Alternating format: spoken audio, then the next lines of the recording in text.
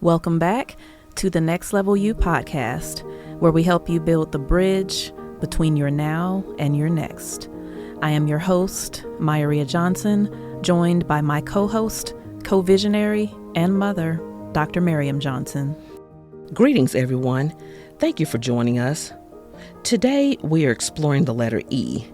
E is for energy. Now, we're not just talking about the quick boost you get from coffee or the crash you feel after skipping lunch. We're talking about energy in a deeper sense, the fuel that powers every part of your life. That's right. Energy isn't just physical stamina. It's emotional, mental, physical, and even spiritual capacity. How you manage your energy often matters more than how you manage your time. Let's start with one of my favorite quotes. The only thing that can't be recycled is time, because time is fixed, but energy is renewable. You only get 24 hours in a day, but how you show up in those 24 hours depends on the energy you bring. And energy has layers. There's physical energy, what your body feels, emotional energy, how your relationships and feelings affect you, mental energy, your focus and creativity, and spiritual energy, the sense of alignment and grounding that helps you make meaning of your life. Tony Schwartz and Jim Lohr wrote a powerful book called The Power of Full Engagement. They argue that energy, not time, is the fundamental currency of high performance. Time is finite, but energy can be expanded, stored, and renewed. That means no matter how busy your schedule looks, you still control how you present yourself. And that's a mindset shift many of us need. Instead of asking, how much time do I have? The better question is, how much energy am I bringing into this time? So here's a reflection prompt for our listeners. Think about the last time you felt fully energized. What were you doing? Who were you with? What does that tell you about the environments, activities, and relationships that give you life? Let's talk about where our energy goes. Whether we realize it or not, everything we do is either an energy giver or an energy drainer. Exactly. Think about the energy givers: meaningful conversations, moving your body, laughter, learning something new, and time in nature. Then think about the energy drainers: toxic relationships, negative self-talk, doom scrolling on social media, and saying yes to everything. Gallup has studied the connection between well-being and burnout. They found that engaged employees who are not thriving in their overall lives have a 61% higher likelihood of experiencing burnout. In other words, it's not enough to just be engaged at work or in school. You also need to be thriving, doing things that energize you, like leaning into your strengths, building supportive relationships, and aligning your time with what matters most. Otherwise, even high engagement can still leave you drained. And let's talk about people and environments. Psychology today explains that emotional contagion happens when we unconsciously mirror or mimic the emotions of those around us. It can be triggered by nonverbal cues like facial expressions, or even by overt behaviors and conversations. A smile can spread from one person to another, while someone who is constantly complaining can bring down the mood of the whole room. And what's powerful is that people are often unaware of how susceptible they are to another person's emotions. That's why one negative classmate, coworker, or teammate can drain everyone's energy, while someone who is hopeful and motivated can lift the whole group. And here's why that matters. You can't adapt or pivot well in a draining environment. That connects back to our first episode. A is for agility. Being agile means having the capacity to reset and adjust when life shifts unexpectedly. But you can't pivot, reset, or move forward if your energy is already depleted. Agility requires fuel, and that fuel is the energy you protect and renew. In B is for belonging, we said relationships can be either a deep source of renewal or deep depletion. If you are trying to belong in a space where you constantly feel out of place, that's an energy drain. And in C is for confidence, we discussed how you feel when experiencing the imposter phenomenon. Constantly questioning your worth drains your mental and emotional energy faster than anything else. And D is for discipline. We said consistency is not about willpower alone. It is about managing your energy so that you can keep showing up. Here's the truth. Your next will not be built on hustle and grind. It will be built on sustained energy. Now, the good news is that energy isn't a fixed resource. You can renew it. Let's start with the physical. That means getting enough sleep, drinking water, moving your body, even small things like stretching at your desk, taking the stairs instead of the elevator, if possible, or walking instead of driving to school or work. Matthew Walker, a neuroscientist and sleep researcher, makes this point clear in his book, Why We Sleep. He found that adults who consistently sleep less than 7 hours face decreased cognitive performance, impaired emotional regulation, and even weakened immune systems. So sleep is not optional. It is essential fuel. For emotional energy, renewal may involve setting boundaries and saying no when necessary, or leaning into joy and laughter. For me, time with friends and family is my reset button.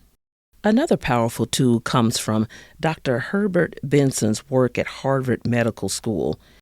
He coined the term relaxation response, which is basically the opposite of the fight or flight reaction. It is the body's inborn capacity to enter a state of lowered heart rate, decreased breathing, reduced blood pressure, slower brain waves, and an overall calming of metabolism, which helps people restore their energy. And here's the key. According to Dr. Benson, one of the most valuable things we can do in life is to learn deep relaxation. Making an effort to spend even a few minutes every day quieting your mind not only creates inner peace, but also improves long-term health. It's a way to counteract the constant stress so many of us live under. This is also true with healing. In fact, research shows that during the energy healing process, patients practicing the relaxation response have experienced profound results. It is another reminder that renewal is not just about rest. It's about intentionally activating the body's natural ability to reset and restore.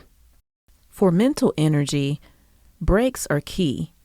Trying to power through without pausing only leads to diminishing returns. One of the most effective strategies is to give yourself focused blocks of work followed by short breaks to recharge. For students, that might look like studying in 60 to 90-minute sessions instead of cramming all night before an exam. For professionals, it might be tackling a big project in focused sprints rather than grinding for hours without stepping away. And UCLA Health explains that understanding your chronotype, whether you are a morning person, a night owl, or somewhere in between, can help you align your hardest work with your natural energy peaks. When you do this, you not only work more efficiently, but you also reduce stress and support your overall well-being. That's why paying attention to your rhythms matters. And for spiritual energy, it's about grounding yourself in something bigger. That could be prayer, meditation, journaling, or simply aligning your daily choices with your values. Let's zoom out. Why does energy matter so much for growth? Because when your energy is depleted, your creativity, productivity, and resilience all suffer. And when your energy is aligned, you can move through your now and step into your next with clarity and strength. Think about it. If your bridge between now and next is built on exhaustion, it will collapse. But if it's built on energy, it will carry you forward. And this applies everywhere: school, work, and life. For students, you cannot bring your best ideas to a group project if you are burned out from overcommitting. For professionals, you cannot lead with vision if you are constantly running on empty. Growth requires energy. That's why your daily choices matter.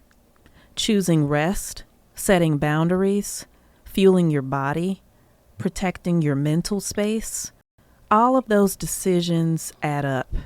They're not just about surviving the moment. They're about preparing for what's ahead. So here's a reflection for our listeners. If you think about the bridge between your now and your next, what kind of energy are you building it with? Is it stress, fear, and overwork? Or is it alignment, clarity, and renewal? And to help you put that into practice, let's close with our next check-in. N is for notice. Where are you feeling most depleted right now? E is for evaluate. What's one thing draining your energy that you can let go of? X is for experiment. Try one new habit this week to restore energy in any domain: physical, emotional, mental, or spiritual. T is for track. Journal or share how that shift impacts your mood, focus, and relationships. Remember, small shifts can make a big difference. One decision to protect your energy can change how you show up in every area of your life. Energy is not just what gets you through the day. It's what fuels the future you are building. So as you head into this week, guard your energy, replenish it intentionally, and align it with the life you want to create. Earlier in this episode, we introduced Dr. Herbert Benson's idea of the relaxation response, the body's natural ability to counteract stress and restore balance and energy. If you would like to try it for yourself, Psychology Today outlines a simple way to practice. Before we begin, a reminder: please do not attempt this while driving, exercising, or doing anything that requires your full attention. This technique is meant to be done sitting quietly in a safe, comfortable space or place. Here are the steps to practice the relaxation response. Close your eyes.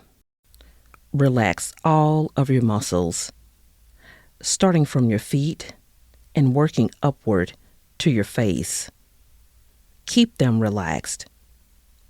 Relax your tongue and your thoughts will slow down. Breathe naturally through your nose. As you exhale, silently repeat the word 1.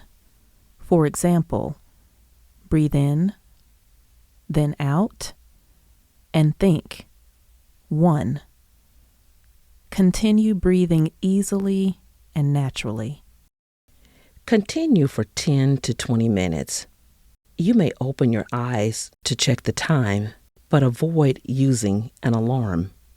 When finished, sit quietly for a few more minutes before standing up.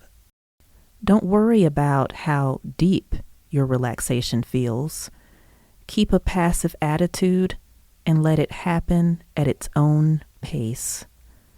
If distracting thoughts come, let them pass and gently return to repeating 1. With practice, this response should become easier to gain. Try it once or twice a day, ideally not within 2 hours after a meal. And remember, this is not just about relaxation, it's about energy renewal. Physically, your body slows down. Mentally, your focus resets. Emotionally, your stress levels drop. And spiritually, you reconnect with a sense of peace and grounding. It's one simple practice that touches all 4 domains of energy we talked about today. Thank you for listening. Be sure to subscribe to the Next Level You podcast on platforms such as YouTube, Apple Podcasts, Spotify, Audible, or Amazon Music. Check our show notes for details. And if you want to dive deeper into the concepts we covered in this episode, follow us on Instagram, Facebook, and LinkedIn by searching Next Level You. That's NEXTLEVEL and the letter U. Look for our bridge logo, and we'll see you soon.